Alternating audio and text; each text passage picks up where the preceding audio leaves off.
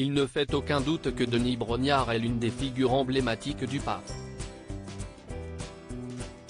Depuis de longues années, la star de TF1 est aux commandes de plusieurs émissions phares de la chaîne. Ninja Warrior, District Z, Koh-Lanta. Tous les programmes qu'il présente font les belles heures de la une. Sympathique et bienveillant à l'écran, le natif de Dijon a conquis le cœur du public. Toutes portent à croire qu'il fait partie des animateurs préférés des Français. Fin janvier dernier, le sportif de 56 ans a cependant été accusé de comportements inappropriés envers certaines de ses collaboratrices. Une polémique qui a largement terni sa réputation. Malgré ce bad buzz, il a été reconduit à la tête de l'édition spéciale du 14 juillet.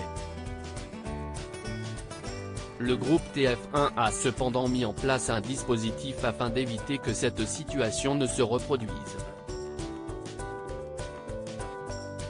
Denis Brognard @panoramique, best image. C'était terrifiant d'un naturel calme et jovial. Denis Brognard s'est, au fil des saisons, lié d'amitié avec les aventuriers de Koh-Lanta.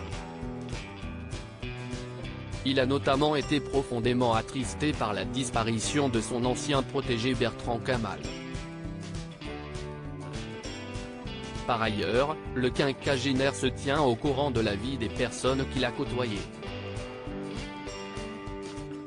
Selon les propos de Laurent Mestret, le présentateur de TF1 l'avait appelé suite au décès de sa mère.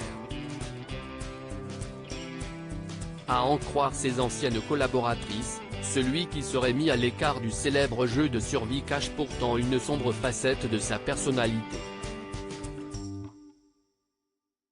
L'an dernier, à l'occasion de l'édition spéciale du 14 juillet, il aurait hurlé sur deux jeunes femmes. Une source du magazine Voici a révélé, il les a pourries devant tout le monde, c'était terrifiant. Toutes les deux étaient sous le choc.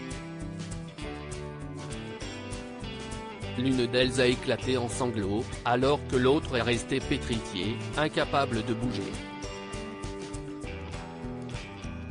Denis Brognard ne sera pas seul sur le terrain accusé de colère excessive et de remarques désobligeantes. Le présentateur de Koh-Lanta a partagé un message d'excuse. Tout laisse à penser que le groupe TF1 n'a pas l'intention de se séparer de lui. La preuve ? Il va couvrir un événement dans le sud de la France à l'occasion de la fête nationale. Toutefois, nos confrères du Parisien révèlent qu'un rédacteur en chef sera aussi sur le terrain. Ce dernier sera chargé de superviser toute l'équipe. De quoi éviter tout dérapage.